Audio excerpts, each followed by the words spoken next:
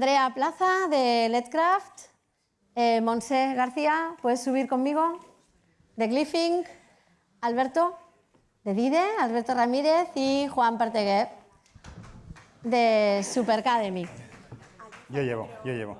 Hay dos micros. Por eso, aquí tenemos nosotros uno. Pues exacto, vosotros dos os quedáis con el otro.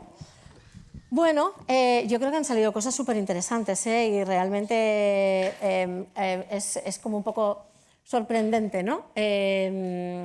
Como a veces seguimos en el péndulo, que comentaba antes Federico, seguimos en el péndulo.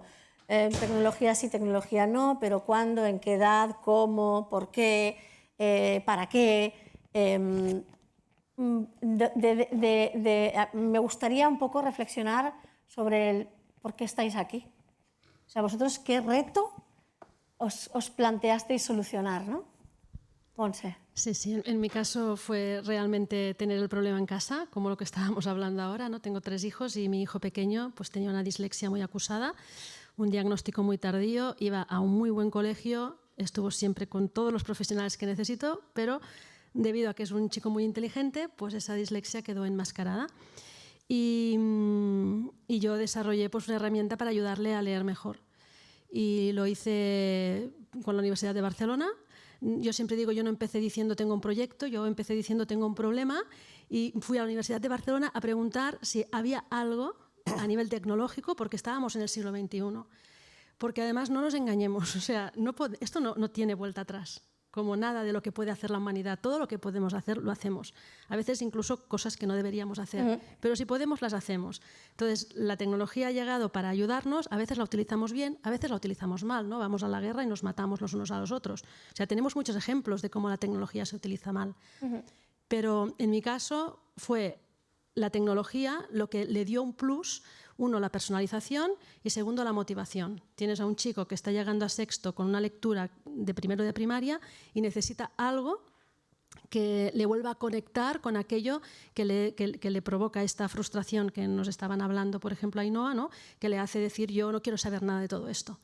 Entonces, la tecnología nos daba personalización y motivación. En mi caso fue una cosa experimental, yo no sabía, yo aposté, no sabía si lo iba a conseguir y se consiguió. Y porque se consiguió, existe Glyphing hoy en día, no solo para la dislexia, sino para todos los niños que tienen que aprender a leer correctamente para poder después ir al ChatGPT, preguntarle cosas inteligentes, leer y saber si lo que te está contestando tiene o no tiene cohesión. Una historia con mucho fondo detrás, porque al final es lo que, de alguna manera, es como emergen la mayoría de estas herramientas, sí, la necesidad. de la necesidad. Alberto, cuéntanos tú. Bueno, yo, aparte de tener 3 hijos, de todo un poco, yo soy yo era niño gris. O sea, ¿quién son los niños grises? Hoy se han hablado de los niños con muchas necesidades, como tu hijo, que son muchos, estamos hablando de un 20%, pero ¿y el otro 80%? Entonces nosotros, pues lógicamente a mí nunca se me ha diagnosticado lo que tenía. Yo seguro que tengo un problema de memoria, ¿vale? Bueno, no me acuerdo de ningún nombre, ¿sabes? Entonces, claro, para aprenderme los Reyes Católicos o los meses del año, pues obviamente a mí me costaba cuando era pequeñito, ¿no? Tenía unas broncas con mi padre impresionantes por no aprenderme los meses del año, son 12 solo, ¿sabes? Pues bueno, a mí me costaba, pero a mí nadie me ha diagnosticado, ¿no? Entonces, bueno, pues aquí el tema está en levantar las alfombras. Hoy se ha hablado de diversidad, pero ¿qué es la diversidad? O sea, primero entendamos qué es la diversidad, porque la diversidad, dicho por la UNESCO, estamos hablando de todo el alumnado, no de ese 20%, que también, obviamente, ¿no? Son los más necesitados, pero vamos a todo el alumnado, o sea, y no tiene por qué ser de necesidades especiales o del aprendizaje. O sea, hay otras dificultades, por ejemplo, uno de mis hijos, que no tiene ningún problema de aprendizaje, pero tiene temas comportamentales, o sea, es muy retraído. El niño no va a preguntar aunque no sepa lo que está diciendo el profesor. Yo se lo he preguntado muchas veces, bueno, tú levantas la mano para... No, y aunque no lo entiendas, tampoco. Si eso el profesor no lo sabe, porque no tiene por qué saberlo todo, sabe todo el perfil de todos sus 25 alumnos en el aula, pues hombre, obviamente yo el otro día le pregunté a ChatGPT, le pregunté, ¿lo que estoy diciendo yo por ahí, lo estoy diciendo bien? ¿Lo puedo decir o no? Me dice, sí, lo puedes decir. Es el único sector y la única profesión que no tiene la información necesaria para formar a esos docentes, a esos alumnos. O sea, los médicos tienen información de sus pacientes, aunque sea un niño. Tú vas al médico y el padre o la madre le dice ¿por qué ha llevado al niño allí? Bueno, pues no se lo digamos.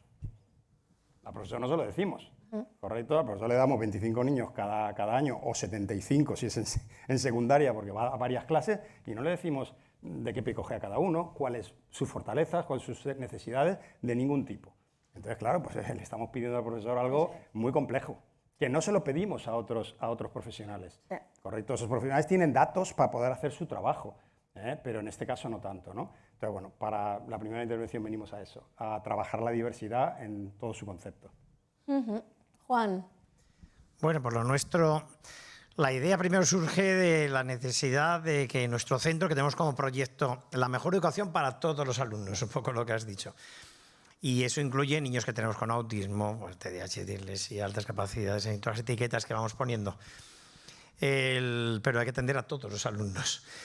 Entonces, en un viaje que tuve a China en el año 19, me di cuenta, yo estudié ingeniería, que en China todos los estudiantes de cualquier carrera universitaria estudiaban en el año 19 inteligencia artificial. Y en España no lo estudiamos ni los ingenieros, una cosa que no tenía lógica, ¿no? Entonces me planteé, bueno, pero tenemos no solo que estudiarla, sino tenemos que aplicarla. Y estas son herramientas muy interesantes para poder atender la diversidad del 100% del alumnado. Entonces desarrollamos Sofía, una herramienta basada en inteligencia artificial, personalizada para nuestro centro educativo, la probamos en varios centros educativos, más de 2.000 alumnos. Y la experiencia era muy positiva, porque ese profesor que tiene 25 niños, al final le acaba diciendo, mira, pregúntaselo a Sofía, porque Sofía te puede enseñar más de lo que yo puedo explicarte. Te lo he explicado 10 veces y no soy capaz de que lo entiendas. Pues mira, que te lo explique aquí la herramienta. Y un hijo mío, Juan Perteguer también, que tenía que estar aquí, que está en Holanda, que es el que ha desarrollado esto, dijo, bueno, papá, pero no puede ser para tus colegios, eso tiene que difundirse para todas las familias, porque es una necesidad vital. Más de la mitad de los alumnos del mundo occidental, los niños van a clases particulares o academias. Más de la mitad. Eso quiere decir que los centros educativos es algo que no hacemos bien, porque ¿por qué tienen que ir más de la mitad a academias o centros educativos? Entonces adaptamos esa experiencia a una herramienta. Una herramienta que tuviera mucha accesibilidad, no solamente que en un móvil, en una tablet, en accesibilidad digital y muy fácil de utilizar, sino que también tuviera lo que han dicho antes, accesibilidad cognitiva. Que realmente cualquier alumno, realmente está diseñada a partir de los 9-10 años, pero bueno, cualquier alumno con mínimo uso pueda utilizar bien la herramienta. Una herramienta que le ayuda a hacer los deberes de una forma muy pedagógica. O sea, no le resuelve. Tu ChatGPT te lo medio resuelve, mal o bien, pero te lo suelta. No, esta herramienta está pedagógicamente desarrollada, que está entrenada con todos los currículum educativos. En Cataluña en catalán y en Valencia en valenciano si lo quieren y lo que haya en Andalucía. Está personalizada, o sea, realmente sabe lo que tienes que aprender. Y que le añadimos una idea que para mí es muy bonita, que es aprender más. Que el alumno no se quede solamente en lo que sé, sino algo más. Entonces decíamos, vamos a dar una respuesta, vamos a democratizar el acceso a la información que tienen más de la mitad, se van a estas academias o profesores particulares, y vamos a ayudarles a que aprendan más. El aprender más, yo descubrí, no sé si ustedes saben, que los peces no son ovíparos. La mayoría de los peces son ovíparos, pero resulta que hay muchos peces que son ovovivíparos y vivíparos. Por eso lo hemos descubierto nuestros alumnos gracias a estas herramientas. Les animo a que lo investiguen, que cuando decimos peces ovíparos, no, la mayoría, hay que aprender. O sea, se puede aprender mucho más.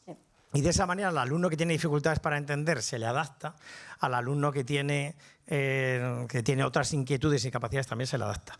Y luego le hemos desarrollado un módulo de orientación, porque, como bien decías antes, los alumnos tienden a personalizar la relación con la máquina y le empiezan a contar cosas que no cuentan ni a sus padres ni a sus profesores.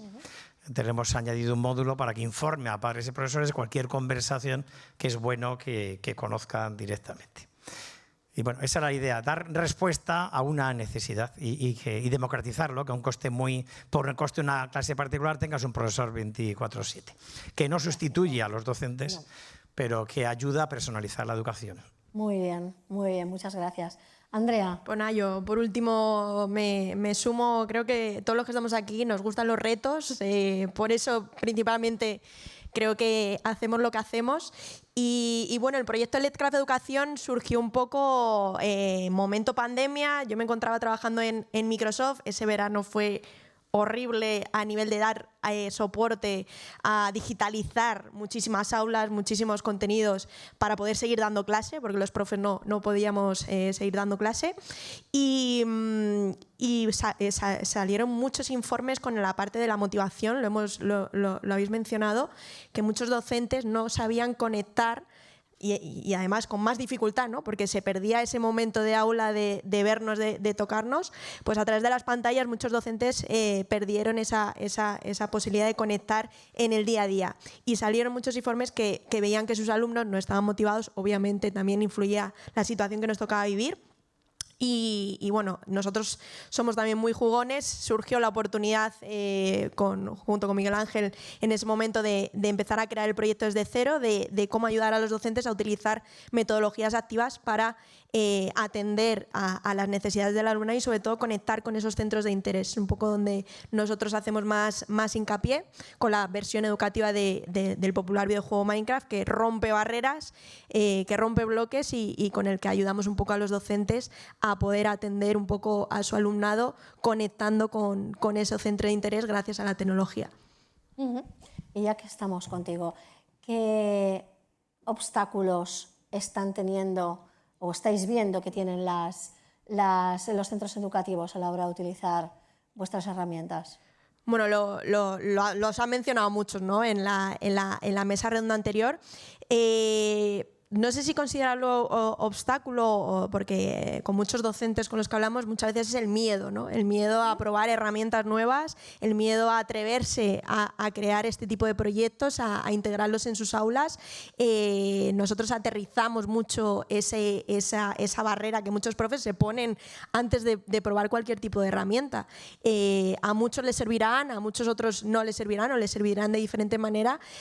Nosotros vemos mucho que al final con esta vorágine de velocidad, de herramientas, de IA, etcétera, hay mucho miedo en la comunidad docente a plantearse cómo utilizar estas herramientas y a dar el paso a probar. Entonces, un poco ese miedo, nosotros con experiencias como las que ha contado Mar, con otros profes, es muy importante ese compartir, ese aterrizar, que yo me acordaba cuando empezamos con Mar que en la vida había jugado un videojuego un profe o había utilizado una herramienta así, sudaba la gota gorda la pobre en los primeros webinars, pero luego me viene hoy y me cuenta ese caso de ese alumno que con dificultades sociales y que gracias a estas herramientas ha sido capaz de coordinar a sus compañeros y que en la vida eso lo había visto. Entonces ahí ya un poco es cuando haces el clic de que merece la pena probar y luego ir adaptando en función a mi alumnado y a mi aula, ¿no? En el caso de Superacademy, vosotros vais más a familia, ¿no?, que a escuela. Eso es. Entonces, ¿cómo respiran las familias a la hora de utilizar esta herramienta? ¿Qué os comentan, ¿no? ¿Qué miedos tienen? Pues sí, realmente nuestra solución, las familias tienen menos miedo que los profesores, yo mi experiencia como profesores. Claro. La familia tiene una necesidad, no tengo tiempo, el colegio me manda muchos deberes y iba a decir una barbaridad, este mendrugo que no resuelve, ¿no? Y que no consigo que mi hijo, tengo que estar dedicado aquí, le tengo ya antes de cenar, después de cenar, es que es inhumano la relación en la casa. Entonces la familia no, lo reciben como una gran necesidad, como una, mira qué alegría, por fin que me resuelven. Y las únicas dificultades que tuvimos al principio es que familias decían, pero es que el problema es que Superacademy, como le acompaña tanto para que vaya aprendiendo el niño pensando, el profesor le dice, es que lo has hecho y así no te lo he enseñado yo. O sea, el reto no se lo ha encontrado luego en la escuela. Los profesores tenemos esta seguridad de decirle, yo te he enseñado así, luego tú resuélvemelo así, no pienses demasiado, ¿no? Pero las familias no, el único problema que hemos tenido en esa línea, ¿no? Y las familias están encantadas porque le dicen, pues mira, pregúntaselo a Superacademy y ya por lo menos relajo, se relajan. Y luego muchas también hacen, o por lo menos nos cuentan, que hacen esta idea de, oye, yo no sé de todo, pero te puedo ayudar con esto. Entonces juegan suelen tener la misma cuenta del niño, el padre o la madre y el hijo, y van viendo y van jugando los dos para prepararlo. En nuestro caso, realmente que la acogida es que hay una necesidad tan impresionante y la familia no tiene ningún miedo, lamentablemente, porque las familias ahora, un niño pequeño ya le sueltan un móvil y al rato está viendo otra cosa al niño que los padres no han elegido, pues esto les da más seguridad. Exacto, porque además lo pueden compartir con sus hijos. Lo pueden compartir. Aprenden a la vez, ¿no? Totalmente. Claro, Además está preparado también, si la familia tiene varios hijos, pues tienen cada uno su avatar y sus historias. Gracias. Y tiene una pequeña gamificación y los padres les dan sus premios, se pueden hacer hasta planes de acción. O sea, está muy diseñado. En nuestro caso, realmente, la acogida es muy buena. Muy bien. Alberto, en vuestro caso, porque claro, es una herramienta de detección. Yo creo que aquí ibas a decir, hay todavía de mucho... orientador, de docente, de familia, pues tenemos de todo.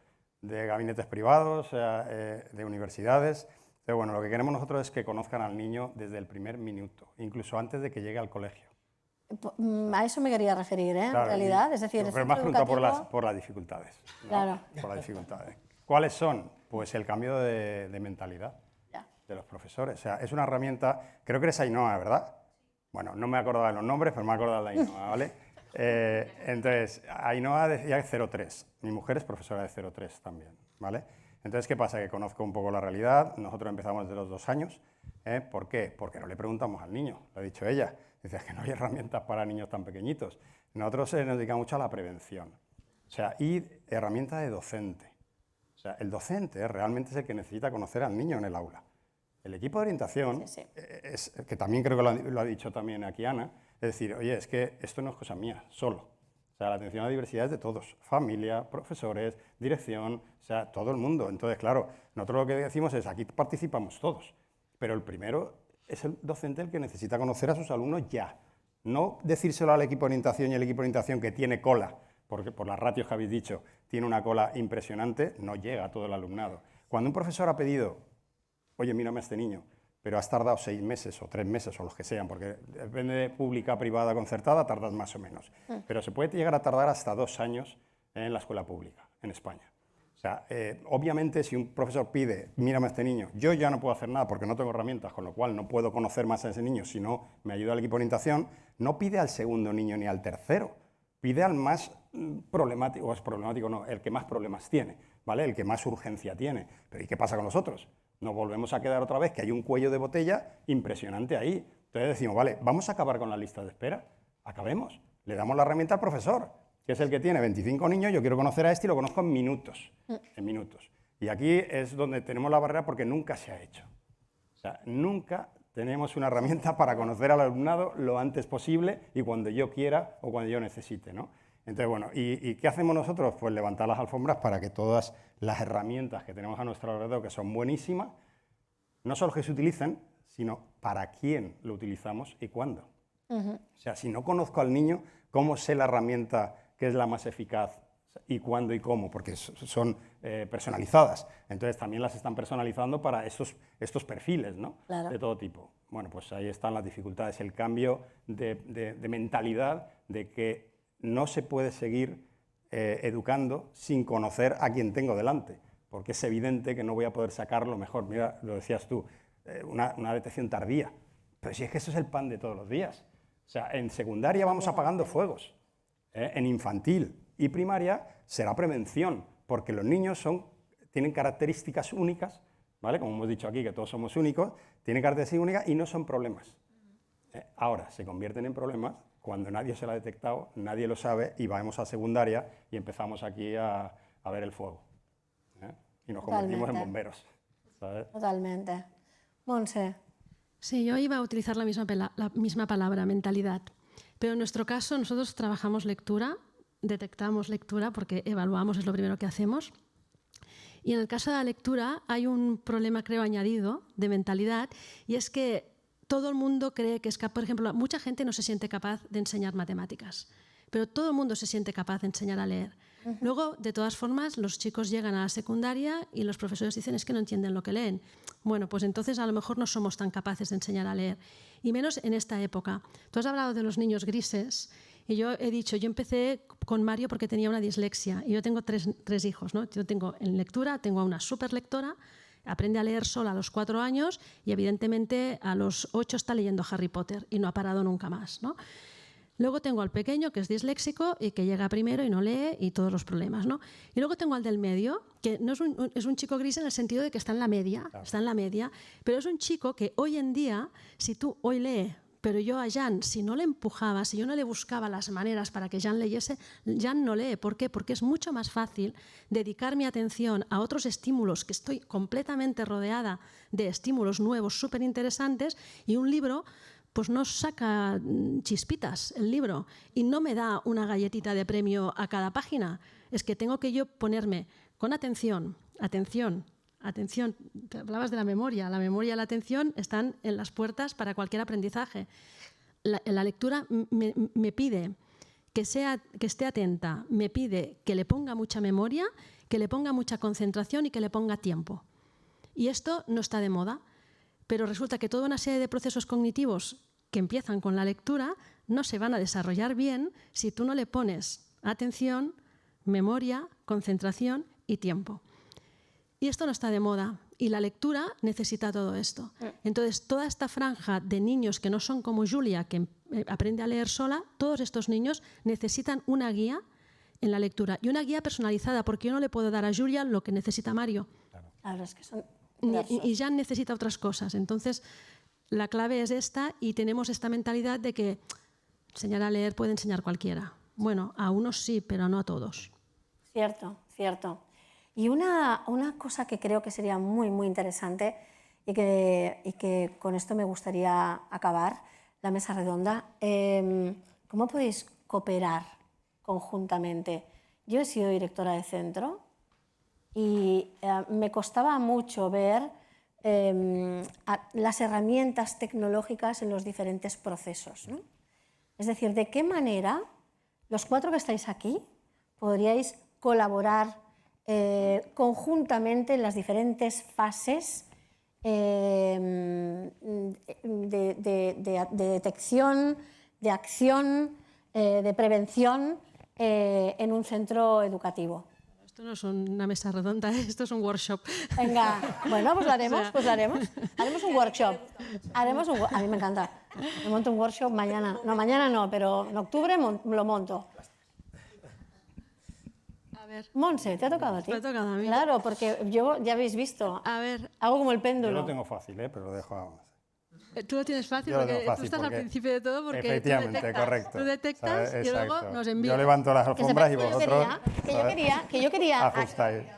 os voy a explicar cómo quería hacer esto. Lo que pasa es que, bueno, pues al final he dicho que no porque no me atrevía por la tecnología. Fíjate, yo, esto que no salga de aquí. Porque no lo he probado nunca, claro. Pero quería conectar el iPad y dibujar una escuela, un mapa de procesos de una escuela y cómo las 4 soluciones interactúan, ¿no? Pero creo que es fundamental, porque cuando uno está en el otro lado, y le viene una herramienta por un lado y otra por el otro, y otra por el otro, el profesor igual, el tutor o el orientador igual. O sea, ¿cómo podemos visualizarlo de alguna manera no digo que vayamos con un pack, no hace falta que vayáis en pack, pero que entre todos os conectéis, ¿no? Porque la situación es la misma en todas las escuelas, en todas. Sí, sí. Bueno, por nuestro lado nosotros detectamos solo lectura. ¿Tú detectas lectura también? ¿Tú detectas? 42 indicadores. O sea, por eso digo que os ayudo a todos. A ver, el tema está en que, por ejemplo, el de ella, ¿no? Bueno. O sea, bueno, ¿cuántos niños tienen que utilizar el Griffin? ¿Lo saben? Por supuesto, pero digo que si es todos, pero es que luego hay que vendérselo al colegio. Entonces, claro, no es lo mismo decirle, oye, esto sí necesitan sí o sí, aunque los demás, por supuesto, también es bueno para todos, lógicamente. No solo ese, sino Minecraft y todas las herramientas son buenas para todos los niños. Pero es verdad que el colegio luego dice, oye, ¿cuánta necesidad tengo yo? Pero si es que vamos a ver si es que el colegio no sabe cuántos TDAs tiene, ni siquiera cuántos disléxicos tiene. O sea, es que no lo saben ahora mismo. Entonces, aparte, DIDE también tiene un Big Data para tomar decisiones en la dirección. O sea, ¿qué tengo en mi colegio? Porque hay muchos análisis en universidades que en Madrid pues hay un 5% de niños de TDA. ¿Y cuáles son los míos? O sea, ¿y quiénes son? Porque, claro, ¿cómo les voy a poder ayudar? ¿vale? Entonces, claro, pues obviamente cuando sabemos que el niño no solo tiene dificultad de la lectura, sino también, porque ojo, nosotros nos vamos al detalle, porque me ha preguntado, ¿detectáis? Sí, pero yo no detecto como ella. O sea, Oh, claro. ella detecta mucho más que yo. O sea, nosotros levantamos la señal. La señal es por dónde van las cosas. Luego ya vienen ellos a ratificar o a dar un diagnóstico mucho más certero, vamos a decir, aunque nosotros el río suena, porque lo están diciendo los de alrededor del niño, nosotros nunca le preguntamos al niño, pero entonces decimos, vale, pues oye, por ahí tienes una herramienta como Griffin, tienes una herramienta como SuperAcademy, por ejemplo, ¿no? Es decir, oye, SuperAcademy por sí misma va bien, perfectamente, pero ¿y si encima yo le diera también el perfil del niño, tanto emocional, comportamental o del aprendizaje, y ellos se ajustaran todavía más a ese perfil, pues todavía su herramienta sería mucho mejor. La de Minecraft, Lexcraft, bueno, estamos haciendo ahí mundos Minecraft de los 42 indicadores que tiene DIDE. Entonces, claro, si un niño es disléxico, pues se está montando ya un mundo para los niños disléxicos. Un mundo estáis montando. Generando recursos y contenidos para trabajar ese indicador que se ha detectado a través del juego. Claro. Claro. El juego es universal. Entonces, ¿por qué no utilizamos ese potencial universal para atender a la diversidad?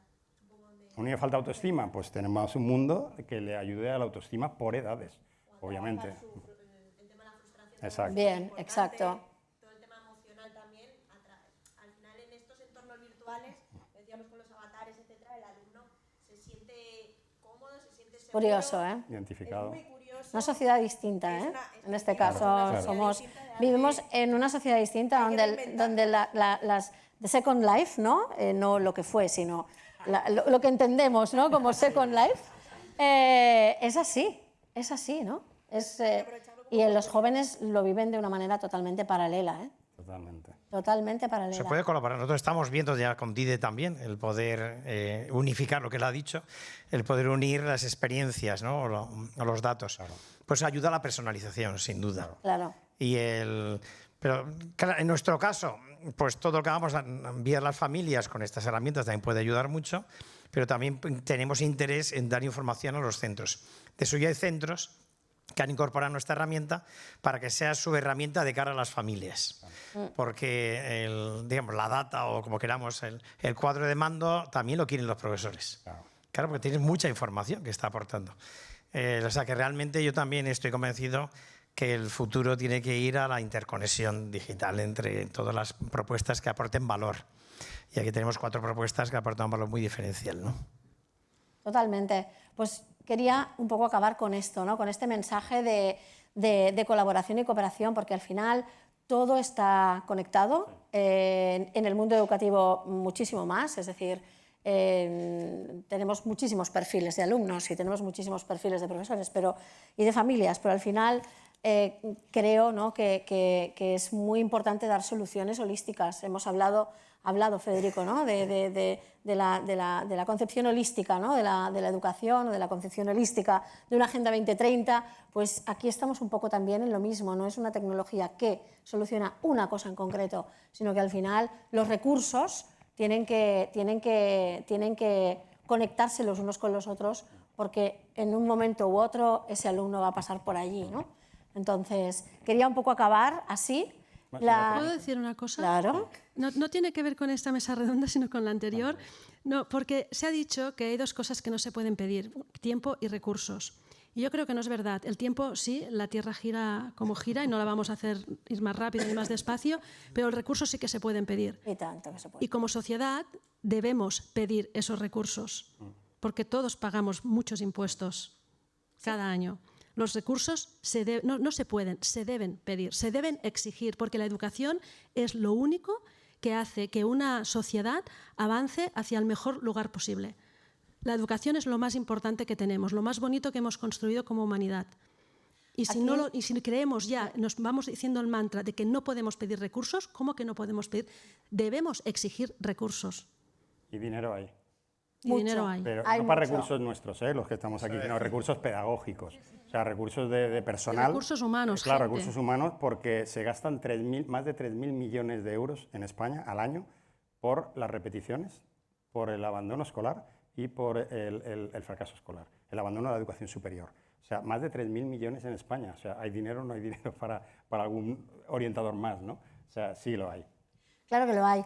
Aquí yo creo que en algún momento, ¿no? Como clúster, como sector, tenemos que alzar un poco la voz de alguna manera, ¿no? Es decir, igual que lo hacemos en el Congreso con los manifiestos, ¿no? Pues, o igual que estamos haciendo ahora, incluso uniéndonos con las asociaciones de centros, ¿no? Que se están encontrando con esa vulneración, para mí es una vulneración total del decreto de autonomía de centro. Totalmente. Pero total, ¿eh?